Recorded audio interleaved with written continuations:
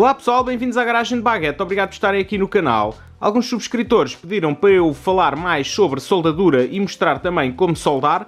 E entretanto eu comecei a pensar no assunto e decidi que para começar o ideal é mostrar que equipamento é que é necessário e também alguns acessórios. Então de início vamos já começar aqui a tratar do equipamento. Eu tenho aqui algumas máquinas de soldar, a maior parte delas são mais antigas, mas foi o que eu fui acumulando ao longo do tempo, aí também há algumas coisas que é do meu pai. E então vamos começar aqui a mostrar que máquinas é que eu tenho. Vamos começar aqui pela máquina de soldar maior que temos aqui. Esta é uma Osiris RS260, como podem ver, tem aqui as especificações dela. Supostamente isto é até 260 A, vai de 15 a 260 A.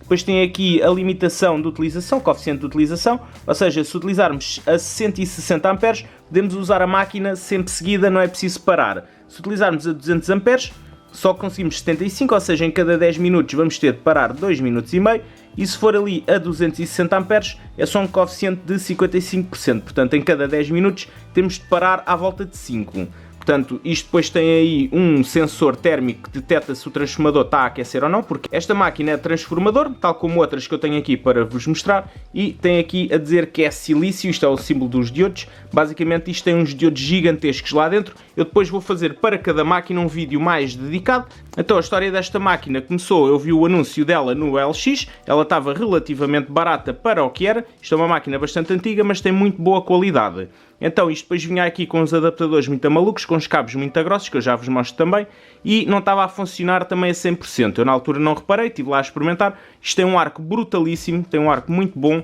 Então eu comprei esta máquina, isto tem um peso brutal. Vocês não estão bem a ver o peso disto, isto é um transformador gigantesco lá dentro.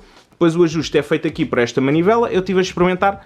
Aparentemente estava tudo ok, mas eu depois descobri que um dos enrolamentos não estava a receber corrente porque havia um fio ali partido, que eu depois resolvi. Entretanto, o que eu fiz foi adaptar aqui estes engates rápidos, dá para os engates mais pequenos e também para os grandes, que eu depois utilizei os cabos que vinham aqui com a própria máquina. Esta máquina gigante também temos aqui conector trifásico, isto não funciona em monofásico. Depois passamos aqui para outra máquina a transformador. Eu também comprei isto usado baratíssimo, a um senhor já com alguma idade. E basicamente ele utilizava isto para soldar algumas coisas numa quinta, mas entretanto por problemas de saúde deixou de poder fazer mais alguns trabalhos, então vendeu a máquina. A máquina também foi muito barata e vinha com os cabos a sair aqui normal. Eu também aproveitei e coloquei os engates rápidos, dá sempre jeito, e fiz outra coisa interessante nela. Aliás, fiz duas coisas interessantes.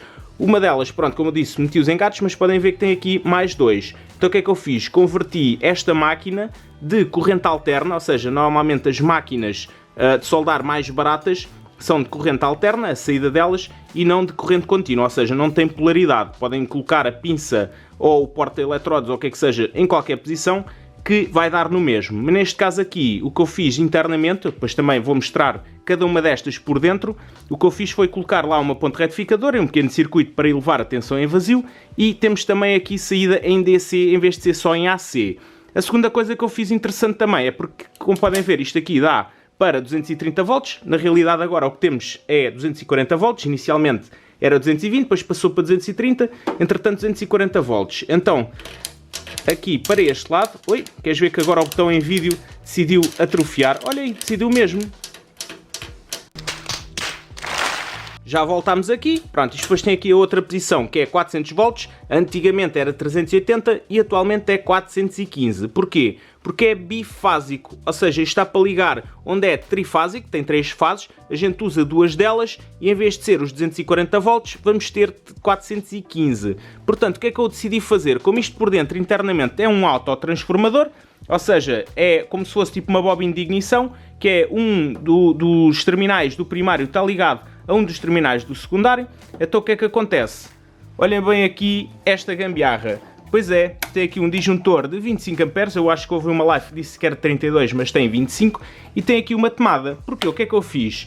Liguei basicamente a parte do bifásico, liga-se na corrente, eu tenho uma tomada especial só para isso, e depois internamente temos isto ligado na saída dos 240 volts. O que é que acontece? Vamos transformar os 415 aqui em 240. O que é que vai acontecer? Vai ter muito mais amperagem nos 240 volts do que se fôssemos ligar numa tomada normal, que aqui por cada fase só tem 16 amperes. Portanto, vamos ter cerca de, acho que é 40 e tal, ou 50 amperes, ou o que é, fazendo as contas. Eu depois mostro em pormenor como é que se faz essa conta e o que foi feito aqui nesta máquina. Depois temos aqui uma outra máquina de soldar a transformador. Esta tem muito menos potência, isto já tem bastantes anos, isto era do meu pai. Ele trouxe isto na altura da Alemanha, quando esteve lá imigrado, aliás eu nasci lá. Ele trouxe isto para cá e ainda de vez em quando a usa. Então esta aqui, como podem ver, tem várias regulações já pré-definidas, ao contrário destas aqui, que isto dá para rodar infinitamente, ou seja, isto dá para infinitas ajustabilidades aqui da corrente, dá para ajustar como a gente quer. Este aqui não. Portanto, temos aqui desligado, depois temos aqui ligado, dá para eletrodos de 1,5 a 2, depois temos uma posição que dá de 2 a 2,5 e outra de 2,5 a 3,2. Podem ver, depois tem aqui algumas especificações do que é, mas isto normalmente vai aqui, está de 60 a 100 amperes. Eu já experimentei, ela até é porreirita, ela estava com um problema, durante bastantes anos ela não trabalhava bem, então eu fui a ver depois mais tarde, abria, dá para ver aqui que eu depois tive de trocar os rebites, né? Eu não sei se vou abrir esta ou não, porque depois tenho que estar a trocar os rebites, isto fosse parafuso era muito mais fácil, mas basicamente o que eu fiz foi, não sei se dá para ver, acho que é deste lado aqui, pronto, tem aqui uns parafusos, dá para ver aqui e ali, eu coloquei uma ventoinha para refrigerar um pouco melhor, que isto não tinha refrigeração nenhuma, reparei a parte do sensor térmico, quando isto sobreaquece, para desligar, ele não estava a funcionar em condições, por isso é que a máquina às vezes não trabalhava, e também aproveitei e coloquei aqui os tais engates rápidos, que também dá muito jeito, ou seja, eu basicamente aqui quase todas as máquinas têm esses engates, ou seja, posso utilizar o mesmo conjunto de cabos em todas as máquinas, que eu também já vos mostro. Depois temos aqui uma máquina que é das mais baratas que existe no mercado, isto nem sequer tem ajuste, supostamente isto diz que é K100, né, que seria de 100 amperes, mas eu penso que isso é só pico de vez em quando, porque se formos ver depois aqui nas especificações, ela só dá até 80 amperes e basicamente só dá até eletrodos aí de 2,5, de 3,2 já não dá assim grande espingarda, mas pronto, isto é relativamente barato, é o mais barato que vocês conseguem arranjar aí no mercado. Isto foi o que eu utilizei depois de fazer aquela máquina com o transformador de micro-ondas que eu já mostrei no outro vídeo. Depois arranjei esta só para me desenrascar, ainda fiz alguns projetos com ela. Não é o ideal, mas para chapas com um pouco mais de espessura, ou seja, tipo escapes e companhia, isso não dá. Mas para chapas um pouco mais espessas, aí a partir de 3 mm para cima, já dá para fazer muitos projetos com esta máquina. Depois passamos aqui para a máquina mais cara deste conjunto todo. Eu comprei esta máquina nova já há alguns anos atrás, apesar de ter usado muito pouco. Ela dá para 3 processos, ou seja, podem ver aqui, isto diz, o modelo é MIG MAG 200, isto é da marca Stahlwerk, acho que não estou a dizer mal o nome, e isto basicamente dá para TIG, MMA, que é eletrodos, e também dá para MIG. E depois tem aqui vários ajustes de voltagem, isto é para MIG, depois tem aqui também a amperagem para eletrodos ou TIG, tem aqui indutividade, ou seja, ou indutância, neste caso eu estava a dizer mal, é indutância. Temos aqui depois também, acho que é o gás, se queremos mais gás ou menos gás, tanto no início como no fim, portanto isto tem vários ajustes, só não dá é para soldar alumínio porque isto não tem AC, isto é só em DC, mas basicamente dá para os 3 processos e é uma máquina relativamente porreira. Eu depois, na altura, antes de a comprar, vi muitas reviews e tudo antes de comprar, tem um bom sistema técnico a nível de assistência. Pá, se houver algum stress, eles mandam sempre uma transportadora buscar a máquina, reparam, voltam a mandar e não levam nenhum custo ao cliente, que eu acho muito porreiro. Isto tem garantia de 5 anos, portanto já foi para aí há 2 anos ou 2 anos e tal que eu comprei, apesar de ter usado pouco, ainda está na garantia. Eu, entretanto, nunca arranjei o gás para usar tanto TIG como MIG, e então tem estado aí parada e não tenho utilizado, mas em breve tenciono comprar aí o gás, também dá para fazer muito conteúdo com esta máquina. Depois passamos para a máquina mais pequena, isto é uma inverter de apenas 125 amperes, mas para o tamanho dela acho que está muito boa. Eu comprei isto para fazer uns pequenos projetos, atenção, isto custou apenas 80 € nova, isto nem sequer tem marca de jeito, acho que isto diz iWork ou o que é, deve ser da Apple se calhar, e então eu comprei isto só para fazer uns pequenos projetos, algumas coisas para o meu pai, e tem-se aguentado bastante bem. Eu depois fiz a bancada de ferro que eu utilizo nos vídeos, fiz uma prensa hidráulica, fiz uma data de coisas que eu depois vou cobrir mais ao pormenor, mas podem ver que às vezes as coisas conseguem nos surpreender, porque uma máquina tão pequena, isto é apenas 125 amperes compactados numa coisa tão pequena, e mesmo assim está completamente tranquilo. E dá para ver aqui que é IGBTs, ou seja, isto tem o tipo de transistores que isto usa para fazer o switch interno, é IGBTs, portanto já não é nada mau.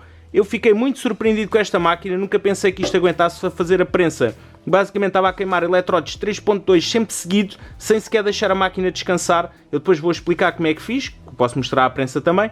Mas isto foi sempre a bombar e nem sequer nunca se desligou, nem avariou, nem nada disso. Portanto, eu fiquei muito surpreendido com esta máquina, nunca esperei nada disto. Obviamente, depois temos de ter os cabos, que temos aqui o cabo de massa e com o porta-eletrodes. Podem ver, estes cabos são um pouco mais finos, para aqueles engates mais pequenos, podem ver aqui. Isto é relativamente barato, consegue-se comprar estes engates muito barato.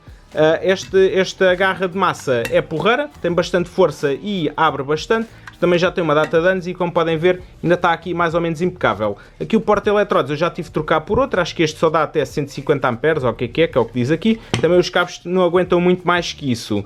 Mas, como vocês viram, aqueles engates da máquina maior são um pouco maiores também. Tem os dois tipos de engates, então olhem bem aqui a diferença. Eu vou tentar meter aqui lado a lado para vocês verem e olhem bem aqui a diferença de tamanho. Pronto, dá para perceber perfeitamente que isto aguenta muito mais jarda do que o outro. Apesar daqui da garra de massa ser do mesmo tamanho, vamos ver aqui a diferença do porta-eletrodes. Olhem bem para isto, não tem nada a ver. Esta aqui acho que é 150 amperes e acho que este aqui aguenta 300 para cima. Podem aqui ver que isto também é muito mais valente. Mas na realidade estes cabos foram os que vinham com aquela máquina gigantesca. Eu depois, entretanto, é que tirei lá as tais ligações que isto tinha e apliquei aqui estes engates rápidos, que é muito melhor e muito mais fácil depois para arrumar o material todo. A nível de consumíveis, vamos começar aqui pelas varetas para soldar a TIG. Estas aqui são de inox, mas existe de outros materiais, por exemplo alumínio. Depois a questão de eletrodes. Eu tenho aqui estes que são especiais, que são de níquel para soldar ferro fundido. Vocês podem ver em um vídeo que eu tenho no canal sobre como soldar ferro fundido, que eu soldei uns coletores que estavam a rachar. Depois passamos aqui para outros eletrodes, que estes são de inox, acho que estes são os 308L, pronto, é um eletrode relativamente comum, normalmente é usado para soldar inox 304. Podem ver aqui, este é de 1.6 mm, portanto é bastante fino estes eletrodes. Depois passamos aqui para eletrodes mais comuns, estes aqui são os 6013 ou 6013, como preferirem chamar. Isto é de rutilo, estes eletrodes são de rutilo. Isto é o mais comum usado para fazer pequenos trabalhos de serralharia, tipo bancadas pequenas, estantes e essas coisas. Estes aqui são de 2.5 mm. Depois passamos... desculpem lá, este é de 2 mm, desculpem lá. Depois passamos para o mesmo tipo de eletrode, mas de 2,5, podem ver, já é um bocadinho mais espesso aqui o núcleo, o arame. Depois passamos aqui para outros eletrodes de inox, estes já são 316L, não sei se está para reparar ali muito bem, também de 2,5, isto deixa um cordão muito bonito, o inox por acaso é muito fixe. Depois passamos aqui para eletrodes de baixo teor de hidrogênio. Pronto, estão aqui estes três. Eu nem devia ter aberto isto porque isto ao ar apanha umidade e depois eles já não funcionam muito bem. Mas para vocês eu faço isto tranquilamente. Então temos aqui estes que são de 2,5, mas se vocês repararem, vou tirar aqui um outro de 2,5, dá para notar aqui uma pequena diferença aqui no revestimento. Portanto podem ver que estes, os 7018, os de baixo teor de hidrogênio, têm aqui o revestimento é um pouco mais grosso. Portanto, depois passamos para 7018 na mesma, mas já um pouco mais grosso. Este já é de 3.2. Já podem ver aqui a diferença do tamanho do revestimento. Podem ver aqui. Aliás, eu vou tentar colocar aqui o eletrode lado a lado para se ver melhor. Pronto, dá para ver aqui a espessura do arame, mas também do próprio revestimento. Depois passamos aqui para 7018 na mesma, mas com o núcleo de 4 mm, portanto eu acho que estou certo, este é o de 4, portanto vamos ver aqui lado a lado, como podem ver, aqui lado a lado também já dá para perceber bastante bem a diferença, um é bem mais grosso que o outro e revestimento então nem se fala. Depois passamos aqui para um outro tipo de eletrode, este é de alto rendimento, não é tão resistente como este, porque isto é para os 7018, é para estruturas tipo pontes, prédios, essas coisas, tudo o que seja estrutural. Normalmente usam estes de baixo teor de hidrogênio, que é uma soldadura que fica um pouco mais maleável e tem uma resistência à tração brutal. E então estes aqui, os 7024, estes aqui basicamente são um chouriço gigante. Só para vocês verem, estes aqui são de 3.2 e eu vou meter aqui o outro que é de 4 mm ao lado. Podem ver, dá para ver a diferença do arame, mas o revestimento é do mesmo diâmetro. Portanto, imaginem este aqui, o 7024, com arame de 4mm, qual é que não seria aqui a grossura do revestimento? Portanto, vocês podem ver, isto basicamente é tipo o que vocês estão a soldar. Acho que o eletrodo consegue adicionar quase à volta de 100% a mais de metal também, porque isto tem muito pó de ferro aqui adicionado no revestimento. Portanto, existem outros tipos de eletrodos, mas pronto, estes aqui são, os mais comuns. Na realidade, os mais comuns que a malta utiliza até em casa e tudo mais, e nas serralharias, é este aqui, os 6013, e depois em construção, tipo de navios, de prédios, pontes e tudo mais, é os 7018, que são mesmo eletrodos estruturais. Depois existem pequenas variantes e tudo mais, e aqui os diâmetros também variam, mas basicamente é isso. Depois temos aqui os de inox também, salvo certas situações, a malta também utiliza estes de níquel para reparar ferro fundido. Atenção que estes aqui são de níquel 99, e existem outros de menor teor de níquel, também para outras aplicações em ferro fundido. Convém sempre ver qual é que é a melhor aplicação para o tipo de ferro fundido que estão a utilizar, porque existe ferro fundido branco, o cinzento, pronto, existem vários tipos de ferro fundido, então convém utilizar sempre o eletrodo adequado. Depois, para semiautomática, também temos aqui rolos de fio. Este aqui é um fluxado, eu acho que diz aqui, é Inner Shield, ou seja, isto é para máquinas que não necessitam de gás, apesar de que eu não gosto muito, já utilizei bastante este tipo de fio, e uma máquina de soldar semiautomática sem gás, que era do meu irmão, utilizei para fazer vários projetos. O problema disto é que fica com muitos salpicos e não sei o que, é muito complicado depois para limpar. E pá, não fica assim uma soldadura nada do outro mundo. Agora, se for só para fazer umas coisitas em casa, é pá, serve perfeitamente. Mas os rolos são basicamente o mesmo tamanho. Estes aqui acho que são dos de 5 kg, eu não sei se isto diz aqui, é 4,5 kg. Pronto, é à volta dos 5 kg, mas existem os rolos mais pequenos que podem ir aí de meio quilo até 800, 900 gramas. Pronto, existem rolos mais pequenos, mas basicamente é este tipo de rolo que se utiliza nas semiautomáticas. De resto, é eletrodos, e também temos as varetas. Eu não tenho aqui muito para mostrar, mas é as varetas para soldar a TIG. Para soldar a TIG e a MIG convém ter os acessórios corretos também. Neste caso aqui temos sempre a pinça de massa, ou neste caso pode ser o positivo, dependendo em que polaridade nós estejamos a soldar. Mas para MIG temos aqui a pistola, podem ver, isto depois tem um interruptor aqui interno que vai fazer ligação aqui nesta ficha. Vou tentar mostrar assim mais ao pormenor, se isto foca bem. Pronto, tem estes dois pinos aqui, vai ser os contactos ali do interruptor. Depois temos onde vai passar o fio e também aqui onde vai passar o gás. Isto depois tem uma tomada ali na máquina de soldar, um conector, eu já vos mostrei na outra máquina grandalhona, aquela inverter grande azul. Portanto, temos aqui como é que é para MIG. Para TIG, temos aqui a tocha, também tem aqui um interruptor para iniciar o arco. A máquina tem início de alta frequência, que é sempre porreiro. Eu depois posso mostrar aqui internamente como é que é a tocha, mas basicamente depois temos aqui também o conector para o interruptor e para o gás, e também vamos ter algures aqui. Temos aqui para a corrente. Também se usa bastante rebarbadora, tanto com disco de corte, que é este aqui, que é um pouco mais fino. Podem ter disco de desbaste, que é um pouco mais grosso, mas os tamanhos são similares. Depois podemos ter aqui também discos de lixa para dar algum acabamento. Este eu penso que é de 120, acho eu, grão 120 ou 80, mas existe com um grão mais fino, para se quiserem dar um acabamento mais espelhado. Mas pronto, basicamente temos também de utilizar rebarbadoras para cortar e depois dar algum jeito nos tubos ou ferros que a gente vá utilizar. Podem também utilizar rebarbadoras maiores, mas aí têm de adequar o disco. Caso necessário, podem comprar uma ferramenta de corte também um pouco maior. Podem ver, isto depois dá para fazer aqui os cortes à esquadria, se quiserem. E basicamente isto depois desce, corta o tubo ou a peça que vocês queiram cortar com o ângulo correto vocês definirem aqui, e fica tudo ok. Podem ver, isto tem aqui um disco bastante grande, e também a espessura dele também é bastante grande. Portanto, isto é mesmo para cortes maiores. Se vocês tiverem aqueles suportes para rebarbadora só para cortar uns ferritos, também serve perfeitamente. A nível de equipamento de proteção, temos de utilizar uma máscara. Podemos usar a máscara clássica, que é esta aqui. Tem de estar a segurar com uma mão, mas para muitos trabalhos, como eu depois aprendi, convém ter as duas mãos livres para poder fazer o trabalho em condições, e com esta aqui não, tem de estar sempre a segurar a máscara com uma mão e depois só temos uma mão livre, e às vezes não dá muito jeito, temos de ter as duas mãos livres. Então, para isso podemos utilizar aqui uma máscara que seja eletrónica, ou seja, quando vamos iniciar o arco elétrico da soldadura, basicamente este sensor recebe essa luminosidade e vai fechar aqui depois a parte onde vocês estão a ver e fica ou seja, fica escurecido o suficiente conforme o que vocês escolherem aqui no botão de lado. Portanto, isto tem ajuste também e é sempre uma mais-valia. Depois convém ter também aqui uma máscara para fumos de soldadura, pelo que eu andei a ver na altura, recomendaram-me esta aqui.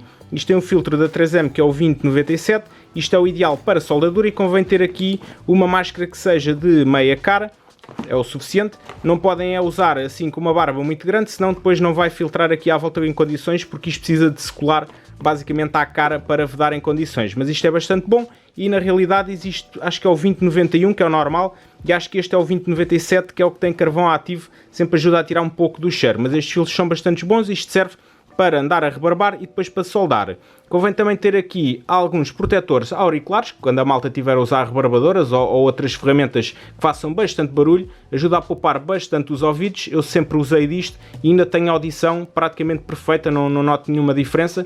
E sempre que utilizo sem auriculares, só uma coisa que seja assim muito rápida, tento evitar, mas quando uso noto logo ali uma diferença, fico logo com os ouvidos a querer zumbir, então evite sempre, e vocês também evitem sempre usar ferramentas que façam muito barulho sem protetores auriculares. Depois temos aqui também óculos, que é bastante importante quando andamos a rebarbar ou a cortar alguma coisa. Mesmo assim com óculos às vezes pode vir alguma coisa para a vista, já me aconteceu, pequenas fagulhas que queiram entrar aqui pelas pequenas aberturas que tenha entre a cara e os óculos. Se vocês tiverem algum medo, usem aquelas viseiras completas de cara inteira, portanto sempre é uma proteção, uma mais-valia, porque senão se vai alguma limalha para um olho, acreditem que é um grande problema. Depois temos também as luvas de proteção, isto é mesmo para soldadura, vocês usem sempre luvas para soldar, não usem sem luvas. Aliás, vocês devem sempre usar roupa que tape os braços todos, que tenham mangas compridas, porque senão vão ficar com queimaduras tipo de escaldão ao sol. Portanto, tenham muito cuidado. E estas luvas, se vocês estiverem a soldar muitas coisas, de certeza que depois vão notar que uma ou outra altura vão chegar o porta-eletrodos ou o que é que seja, muito perto da peça, e essa peça vai começar a queimar os próprios dedos, vão começar a sentir uma temperatura bastante alta. Portanto, utilizem sempre luvas de soldadura que não vão ter qualquer problema. E pronto pessoal, este é o equipamento de soldadura que eu tenho. Depois, entretanto, nos próximos vídeos vamos experimentar aqui cada máquina de soldar e vamos ver quais é que são as suas vantagens e desvantagens. Portanto, espero que tenhas gostado do vídeo. Caso tenhas gostado do vídeo, faz like aí em baixo, partilha com os teus amigos, considera subscrever o canal caso ainda não tenhas feito e ativa o sino para receber as notificações dos próximos vídeos. Obrigado e até à próxima!